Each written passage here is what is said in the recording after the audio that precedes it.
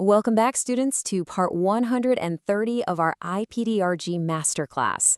I literally cannot believe it, but we are celebrating the completion of our 13th decade of lessons together. It's been an absolutely incredible journey mastering the intricacies of inpatient coding and DRG mechanics, and I've got to say, today's explainer is going to be one of our most crucial yet.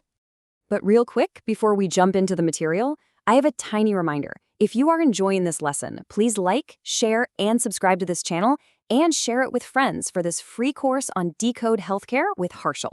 Your support is what helps us keep this high-level education accessible to absolutely everyone. Okay, let's dive right into today's syllabus. We're transitioning straight from our Part 129 recap right into the dense, rule-heavy logic of pre-MDC exception routing. We're going to cover dual pathway mechanics, clinical decision trees, exception diagnosis lists, high-volume exception DRGs, and wrap up with ICD-10 PCS precision and audits. So, kicking things off with Section 1, dual pathway mechanics. To really grasp how the grouper engine thinks, we've got to start with a macro view of how it routes these specific claims. There is a fascinating dichotomy at play here. As coders, you always have to look for the baseline rule first. When a tracheostomy is performed, that baseline rule is the pre-MDC global override, which drops the claim into MSDRGs 011 through 013. But, and this is a massive but, you must always check for the MDC03 ear, nose, mouth, and throat exception before you finalize that assignment. It's kind of like a constant tug of war between the global rule and the localized exception. Moving on to Section 2, clinical decision trees. To truly master this dual pathway, you can't just spot the word tracheostomy and blindly code it. You've got to investigate the why. Let's map this out logically. Step 1, of course, is identifying the exact tracheostomy procedure. But then you have to step logically into the clinical context. For Step 2, we're asking ourselves, was this procedure done for long-term mechanical ventilation or weaning failure? Or, shifting gears to Step 3, was it specifically for acute prophylactic or therapeutic airway management, say for severe facial trauma or head and neck surgery? The why here completely changes your entire coding pathway. Which brings us to Section 3, the exception diagnosis list. The absolute crucial point here is knowing exactly which conditions derail that standard routing we just talked about.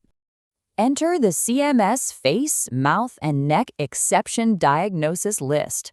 Think of this list as your ultimate exception trigger.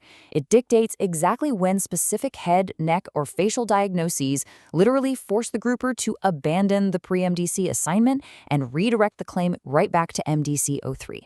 Basically, if your principal diagnosis is on this list, the global override gets canceled. No exceptions to the exception.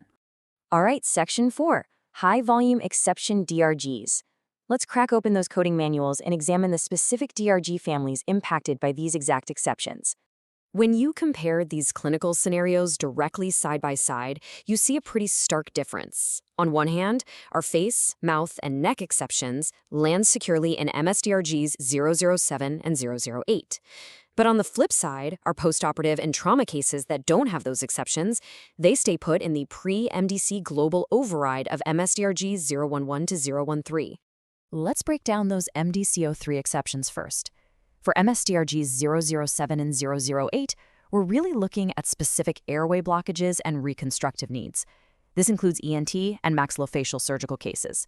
Things like laryngeal or pharyngeal malignancies, deep neck space abscesses like Ludwig's angina, severe mid-face and mandibular fractures, or really dangerous glottic swelling. In these specific instances, the tracheostomy is heavily tied to the localized anatomical trauma or disease. Conversely, the baseline global overrides in MSDRGs 011 through 013 capture massive systemic crises. Here, the tracheostomy isn't really about localized neck pathology. It's placed for long-term ventilator dependence. We're talking major events: polytrauma airways, acute inhalation burns, severe traumatic brain injury, post-cardiopulmonary bypass respiratory failure, and devastating neurosurgical crises. Okay, rounding out with Section 5, ICD-10 PCS precision and audits. Because, let's be honest, all this routing mechanics knowledge is totally useless if your sequence is off or your documentation is weak. And that brings us to defending your hospital's revenue. According to the core UHGDS rules, the principal diagnosis absolutely must be the condition chiefly responsible for the admission. Improper sequencing will inappropriately shift your MSDRG grouping, and guess what? That triggers an audit.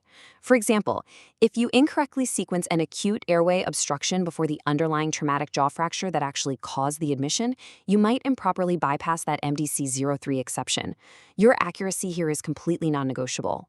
And notice how accurately capturing the duration of mechanical ventilation is an absolute necessity here. Using the ICD-10 PCS code 5A1935Z for mechanical ventilation greater than 96 hours, especially when it's coupled with acute respiratory failure, often triggers a major complication or comorbidity, or an MCC. This significantly increases the DRG relative weight, which accurately reflects the intense resources utilized to care for that specific patient. To ensure compliance and accurate severity capture, your CDI teams have to vigorously query for high-yield secondary airway complications. We need absolute clinical clarity on conditions like acute hypoxemic respiratory failure, severe anoxic brain injury, post-obstructive pulmonary edema, and even procedural complications like accidental decannulation or a tracheovascular fistula. And hey, never forget to capture long-term ventilator dependence with code Z99.11 when it applies.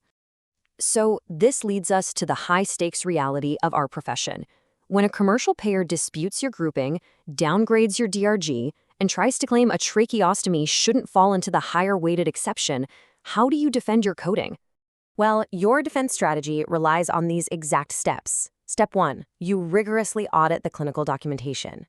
Step 2, secure an explicit, documented physician statement of the primary reason for the tracheostomy. You need the doctor to clearly distinguish whether it was placed for localized airway protection or for systemic respiratory failure weaning. And finally, step 3, counter those revenue-impacting DRG downgrades using that bulletproof clinical evidence. Finally, our summary and next steps. We've covered a ton of dense architectural logic today. So just remember your key takeaways. Always establish the baseline global override first. Meticulously check for face, mouth, and neck exceptions that route you back to MDC03, and ensure your principal diagnosis sequencing strictly follows UHDS guidelines. Finally, protect your facility by defending audits through explicit, unambiguous clinical documentation. And as always, if you are enjoying this lesson, please like, share, and subscribe to this channel and share it with friends for this free course on Decode Healthcare with Harshal. I'm going to leave you with this provocative thought to ponder before our next class. What happens to the Gruber logic when the OR procedure performed is completely, undeniably unrelated to the patient's principal diagnosis? Like, what do you do when a patient admitted for a heart attack trips, falls, and suddenly needs hip surgery? Find out exactly how the Gruber handles MSDRGs 981 through 989 in Part 13.1. See you then, students!